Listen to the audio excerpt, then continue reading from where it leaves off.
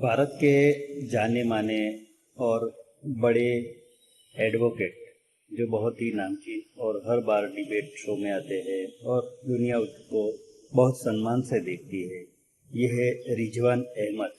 Doctor Rizwan Ahmad नाम से ये एडवोकेट है और उन्होंने अभी जो लोकसभा में ओवैसी ने जिस तरह से अपना शपथ ग्रहण किया था उसके बारे में क्या सोचते हैं, क्या बोला है, उनका पूरा स्पीच देखने के बाद आप समझ जाओगे कि रिजवान अहमद क्या सोचते हैं ओवैसी के बारे में।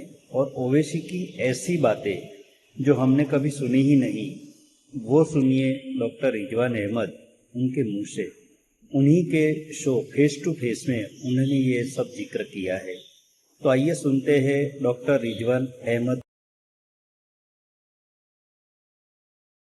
बहुत बड़ा मुस्लिम परस्त हूँ, बहुत बड़ा इंसाफ परस्त हूँ और बहुत बड़ा आदमी हूँ, पढ़ा लिखा आदमी हूँ।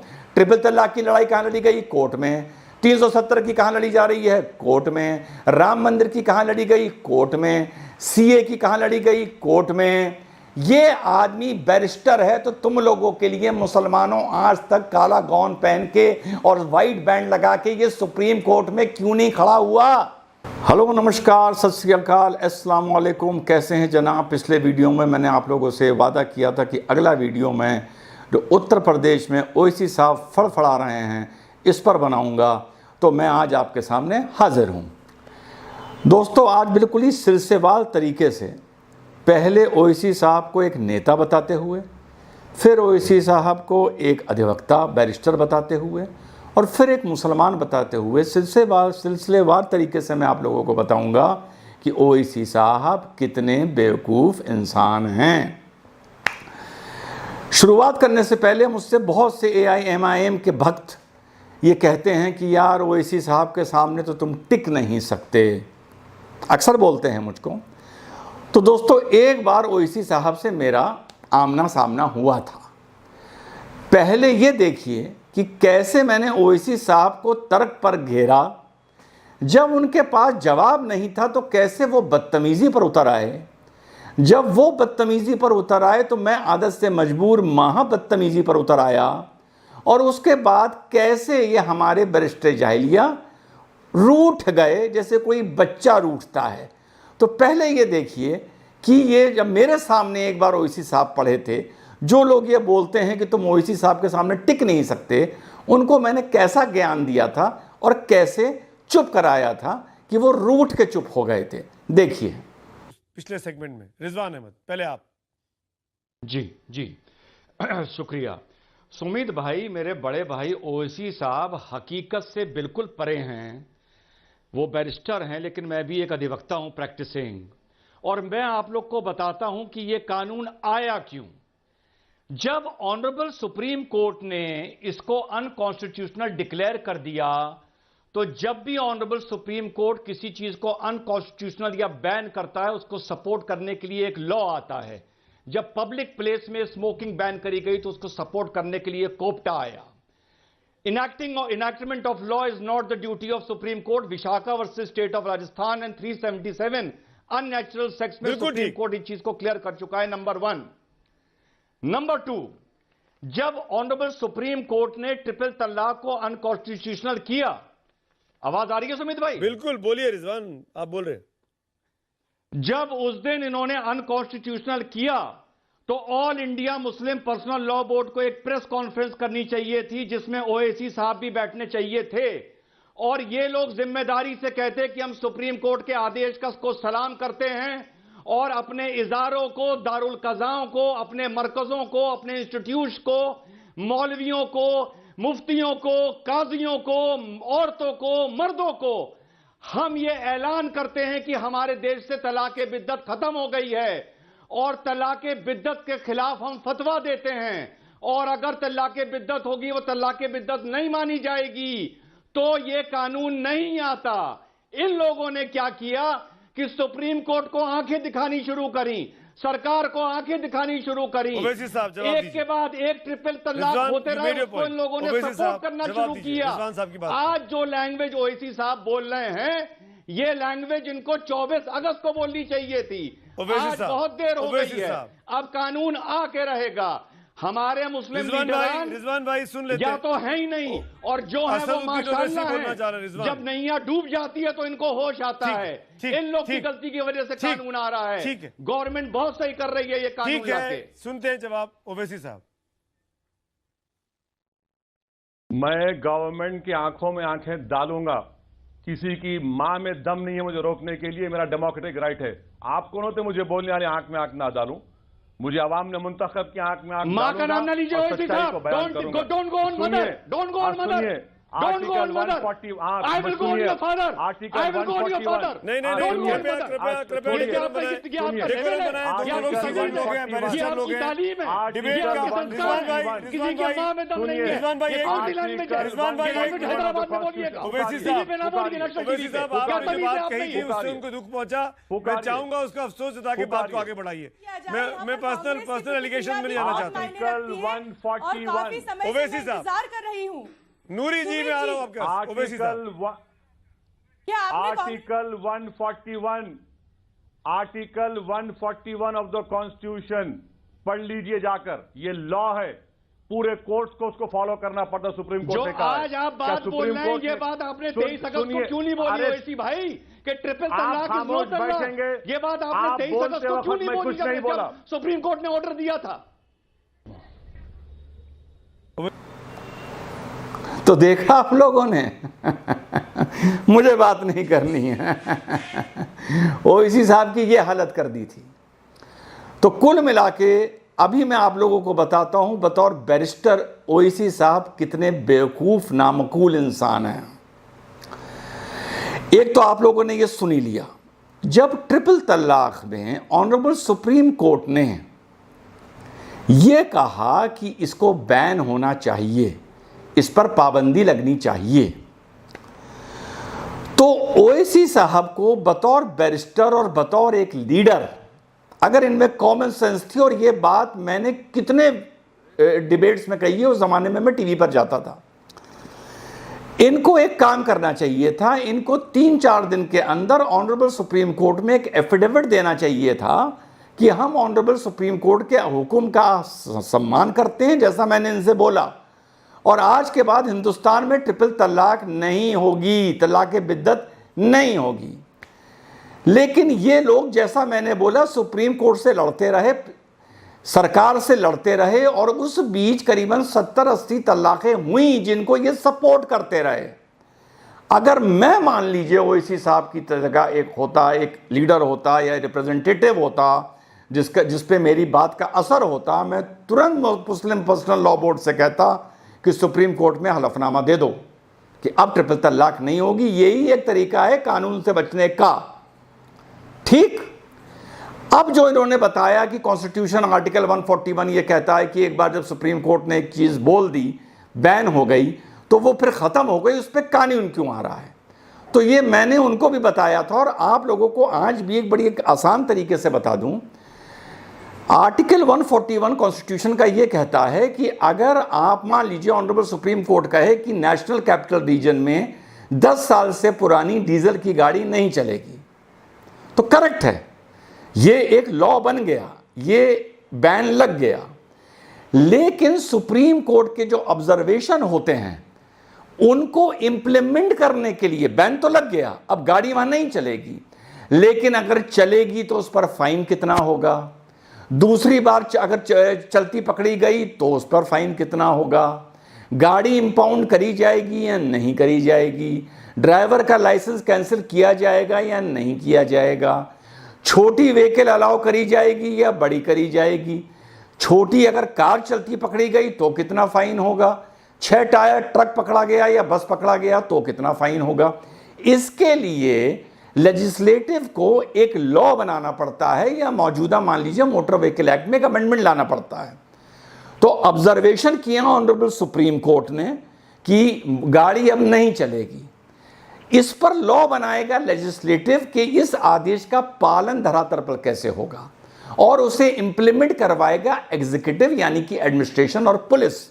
ये है आर्टिकल 141 जो हमारे ओवैसी साहब, जो महाबेवकूफ एक बैरिस्टर हैं, वो ये आर्ग्यू कर रहे थे कि एक बार अगर 141 में सुप्रीम कोर्ट ने आदेश दे दिया तो उसके बाद लॉ बनाने की ज़रूरत नहीं है।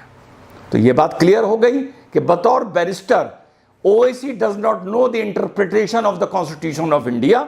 पता नहीं इन्होंने बैरिस्ट्री कहाँ से की है, किस कॉलेज से की है, कब की है। अब इसी सिलसिले में बतौर बैरिस्टर ओवैसी साहब में कितनी अकल है, तो मैं आपको बता ही चुका। अब दूसरी बात, एज अ मुस्लिम लीडर, ये पूरा वीडियो मिक्स्ड है इसमें कि ये मुस्लिम लीडर कितने नामकूल हैं और ये बैरिस्टर कितने बेवकूफ़ हैं।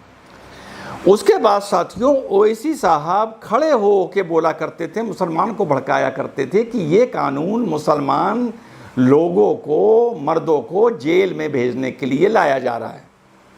ठीक, अब आप लोग ये बता दो, इस कानून का आए हुए अब काफ़ी साल हो गए, कितना मुसलमान आपके जान पहचान में, आपके मोहल्ले में, आपकी रिश्तेदारी में केंद्रीय सरकार ने या अलग अलग राज्यों सरकार ने इस कानून के दम पर जेल में भेजा या नहीं भेजा? अगर नहीं भेजा तो ओवैसी से पूछो कि तुम हमारी कौम को ये बोल के सरकार के खिलाफ क्यों भड़काते थे। ठीक, तो ये हो गई बात ट्रिपल तलाक की। और मेरे सामने जब ओवैसी पड़ा था वो भी आप लोगों ने देख लिया। उसके बाद एक और मौका मिला था, हम 4 आदमियों का इंडिया टुडे या आज तक पर डिबेट था। मैं और सुधांशु भाई, ये माना जा रहा था एक पक्ष के होंगे और शायद पराचा और ओवैसी दूसरे पक्ष में थे। जब इनको पता चला आधे घंटे पहले कि ऑपोजिट साइड से रिजवान अहमद आ रहा है, तो इन्होंने कंडीशन ये रख दी कि मैं सिर्फ सुधांशु के साथ आर्ग्यू करूंगा, मुझे किसी के साथ प्रोग्राम नहीं करना है। फिर मुझे वो प्रोग्राम से उठना पड़ा था, ये आदमी मुझसे इतना डरता है मेरे नाम से। ठीक, अब बात आते हैं बाबरी मस्जिद पर। मैं आपको बता दूं राम जन्मभूमि पर कि कितना आपका ये बैरिस्टर जाहिलिया कितना मूर्ख आदमी है। ये आप लोगों को अक्सर कहते हुए मिले, मुझे मेरी मस्जिद चाहिए, मुझे मेरी मस्जिद चाहिए, मुझे 5 एकड़ ज़मीन नहीं चाहिए, मेरी लड़ाई तो मस्जिद की थी। मिले ना? जब ये जजमेंट आने से कुछ महीने पहले, शायद 2 या 3 महीने पहले, ऑनरेबल सुप्रीम कोर्ट ने ये ऑब्जर्वेशन करा कि भैया ये तो एक टाइटल सूट है, ये तो एक ज़मीनी विवाद है और हम इसको टाइटल सूट की तरह ही हैंडल करेंगे, ना कि किसी रिलीजन को देखते हुए। मंदिर और मस्जिद से हमारा कोई मतलब नहीं है। ये ऑनरेबल सुप्रीम कोर्ट का ऑब्जर्वेशन था। तो आपका बैरिस्टर जाहिलिया को उस दिन अगर मैं उस लेवल पर कम्युनिटी को रिप्रेजेंट कर रहा होता तो मैं ऑनरेबल सुप्रीम कोर्ट में एक एफिडेविट देता या मुस्लिम पर्सनल लॉ बोर्ड से कहता है कि एफिडेविट दो कि अगर ये टाइटल सूट है, अगर ये ज़मीन की ही लड़ाई है, तो हमें अपने हिंदू भाइयों से कोई ज़मीन के लिए नहीं लड़ना है, हम तो अपनी मस्जिद के लिए लड़ रहे थे। और अगर ऑनरेबल सुप्रीम कोर्ट ये कहता है कि ये एक टाइटल सूट है, तो हम अपना सूट विड्रॉ करते हैं, नॉट प्रेस करते हैं, हमें आगे ये मुकदमा लड़ना ही नहीं है। और आर्गुमेंट होना चाहिए था इस बात पर कि ये टाइटल सूट है या ये मस्जिद की लड़ाई है।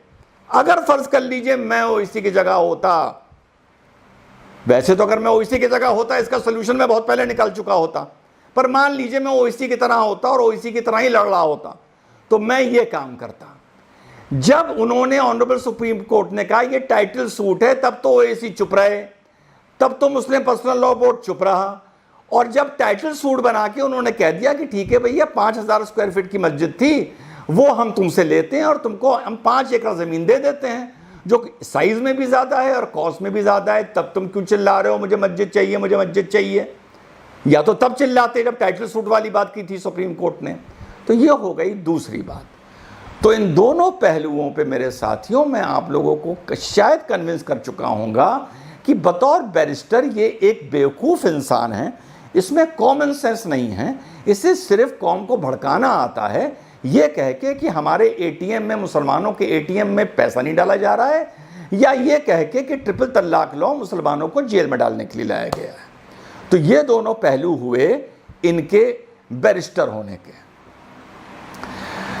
अब मैं आप लोगों को दिखाता हूं कि ये जो बैरिस्टर जाहिलिया हैं ये किस तरीके से मुसलमान को, इतने महीन तरीके से मुसलमान को भड़काता है। ये जा रहे थे शायद तेलंगाना से महाराष्ट्र, इनको रास्ते में रोक लिया गया, इनको रोज़ा खोलना था वहाँ जाके। कहाँ जाके? सुनिए। एक बार मालेगांव को गया रमजान के महीने में 2013 में, इफ्तार की दावत थी, मुझे रोक दिया गया हाईवे के ऊपर। मैंने कहा मैं इफ्तार की दावत में जा रहा हूं, जलसे के लिए नहीं जा रहा हूं। तो कहा गया कि नहीं आप नहीं जा सकते। मैं रोजा खोलने जा रहा हूं, मैं हैदराबाद से 7 घंटे का सफर करके आऊं, मुझे रोजा खोलना है, नमाज पढ़ना है, मुझे वजू करना है, नहीं जाने दिए मुझे। मैं खामोश हो गया। अपनी स्पीच में इनके आप अल्फाज देखिए, मैं रोजे से था, मुझे नमाज पढ़नी थी, मैंने कहा भाई मैं रोजेदार हूं। इन शब्द का ये यूज करते हैं कि मुसलमान भड़के। यार तुम्हें मोदी पसंद नहीं, तुम 1 नहीं लाख विरोध करो मोदी का। तुम्हें योगी पसंद नहीं, तुम 1 नहीं लाख विरोध करो योगी का। लेकिन इस तरह से जलीलों की तरह ओवैसी साहब और ओवैसी के चाहने वालों मुसलमान की भावनाओं से, उसके मज़हब से ना खेलो। ये कह के कि मुझे गिरफ्तार कर लिया गया, मैं तो नमाज पढ़ने जा रहा था। अरे नमाज तो सड़क पे किनारे जमात में पढ़ लेते, रोज़ा खोलने के लिए तो एक खजूर काफ़ी है, रोज़ा खोल लेते। तुम 7 किलोमीटर 7 घंटे का सफ़र करके रोज़ा खोलने जा क्यों रहे थे, पहले ये बताओ। रोज़े में तो ये कहा गया है कि भैया अपने काम से अपने काम रखो, वरना अपने घर में रहो, या अपना मस्जिद में रहो, या अपने घर में रहो, तुम या अपने काम पर जाओ। तुम 7 घंटे का सफ़र करके रोज़ा खोलने जा रहे थे, वो भी एक सेंसिटिव इलाके में, और भाषण क्या दे रहे हो, रमज़ान, मुसलमान, रोज़ा, नमाज। इससे बस मुझे नफ़रत है। ओवैसी चाहे लाख विरोध करे मोदी का, मुझे कोई फ़र्क नहीं पड़ता, लाख विरोध करे योगी का, मुझे कोई फ़र्क नहीं पड़ता। अब मैं आप लोगों को आखिरी में ये दिखाता हूँ कि ये जो आपके बैरिस्टर जाहिलियाँ हैं, इनकी दूरदृष्टा, ये कैसे विजनरी हैं, ये कितनी आगे की सोच पाते हैं, और माशाल्लाह कितना अच्छा सोच पाते हैं। देखिए, जब बीजेपी की 303 सीटें आईं तो ये आज तक पर क्या बोल रहे थे। अरे मैडम, 5 साल में क्या किया, अब क्या करेंगे देखेंगे, मसला तो सुप्रीम कोर्ट में है। 370 को तो निकाल ही नहीं सकते, मैं चैलेंज कर रहा हूं जी। मैं अच्छा, चैलेंज कर रहा हूं। 370 हमेशा धोखा दे रही है बीजेपी अपने वोटर्स को। 370 तो मोदी हटा ही नहीं सकता, 370 तो मोदी हटा ही नहीं सकता। तो अब इससे भी समझ लो मुसलमान भाइयों कि ये ओवैसी सिर्फ तुम्हें लड़ा के और हरा के जलील करके अपना उल्लू सीधा कर रहा है। इस ओवैसी ने तुम्हें आज तक एक भी लड़ाई जिताई हो, या तुम्हारे लिए अपनी अच्छी नीयत से इसने आगे कोई पेशकश की हो तो मुझे बताओ, मैं मान लूंगा, मैं कहने लगूंगा हाँ ओवैसी यहां पर सही है। सिर्फ ये तुम्हें लड़ाता है, सिर्फ फिर ये तुम्हें हराता है, फिर ये तुम्हें जलील करता है, फिर ये तुम्हें एहसास कराता है कि इस देश में तुम 2nd और 3rd क्लास के सिटीजन हो, और मैं तुम्हारा मुतवल्ली हूं, मैं तुम्हारा नेता हूं, और मैं तुम्हारा रहनुमा हूं। ओवैसी जिससे मिला है, ओवैसी को वोट देने से किसका नुकसान होगा अगर मुसलमान ओवैसी को वोट देगा, अगर मुसलमान उत्तर प्रदेश में ओवैसी को वोट नहीं देगा तो किसका फ़ायदा होगा, मुझे इस डिटेल में ही नहीं जाना है। मेरी सिर्फ एक लड़ाई है कि इन चक्करों में मत पड़ो कि ओवैसी को अगर वोट दे देंगे तो अखिलेश का वोट कटेगा तो योगी को फ़ायदा होगा। नहीं, ये नीयत की खराबी है। ओवैसी को सिर्फ इस वजह से वोट ना दो क्योंकि जैसा मैंने तुम्हें बताया, ये तुम्हें भड़काता है, तुम्हें लड़ाता है, तो फिर तुम्हें हराता है, फिर तुम्हें जलील करता है, फिर कहता है मैं हूं तुम्हारा रहनुमा। आगे बताता हूं, फिर से एक बात याद आ गई कि कितना जलील बैरिस्टर है। बड़े बड़े नेता जो एडवोकेट हैं सुप्रीम कोर्ट में काला गौन पहन के वाइट बैंड लगा के खड़े होते हैं, रविशंकर प्रसाद हो गए, कपिल सिब्बल हो गए, सिंघवी जी हो गए, अरुण जेटली खड़े होते थे। सारी लड़ाइयाँ, ये बताता है ना मैं बहुत बड़ा कौम परस्त हूँ, बहुत बड़ा मुस्लिम परस्त हूँ, बहुत बड़ा इंसाफ परस्त हूँ, और बहुत बड़ा आदमी हूँ, पढ़ा लिखा आदमी हूँ। ट्रिपल तलाक की लड़ाई कहाँ लड़ी गई? कोर्ट में। 370 की कहाँ लड़ी जा रही है? कोर्ट में। राम मंदिर की कहाँ लड़ी गई? कोर्ट में। सीए की कहाँ लड़ी गई? कोर्ट में। ये आदमी बैरिस्टर है, तो तुम लोगों के लिए मुसलमानों आज तक काला गौन पहन के और वाइट बैंड लगा के ये सुप्रीम कोर्ट में क्यों नहीं खड़ा हुआ? कभी सोचा? ये इस मारे नहीं खड़ा हुआ क्योंकि इसकी हैसियत और औकात नहीं है। इसमें इतनी नॉलेज नहीं है कि ये ऑनरेबल सुप्रीम कोर्ट के सामने जाए और तुम्हारे लिए बहस करे जैसे बाकी नेता लोग करा करते थे। और आखिरी बात मेरे मुसलमान भाइयों, अगर हिंदू को जीतना है या इस देश को जीतना है, जीतने का मतलब ये मेरा मतलब नहीं है कि इस पर हावी होना है, हिंदू का अगर दिल जीतना है, और अगर तुमको लगता है, तुम बोलते हो कि हिंदू में भी बहुत कट्टरवाद है नहीं, था नहीं, हो गया है, पहले बहुत कम था, 1925 में, 1930 में, 1947 में, 1950 में बहुत कम था, धीरे धीरे धीरे धीरे वो कट्टरवाद बढ़ता रहा। पर अगर आज तुम कहते हो नई नस्ल के लोगों कि हिंदुओं में कट्टरवाद बहुत है, तो हमेशा मेरी एक बात याद रखो, हिंदू कट्टरवाद का जवाब अगर मुस्लिम कट्टरवाद से देते रहोगे तो सिर्फ और सिर्फ तुम्हारा नुकसान होगा। हिंदू कट्टरवाद जितना भी है, 20%, 25%, 30%, उसका जवाब प्यार से दो, उसका जवाब सब्र से दो, उसका जवाब भारतीय संस्कृति, भारत से प्यार करके दो, उसका जवाब राष्ट्रवाद से दो।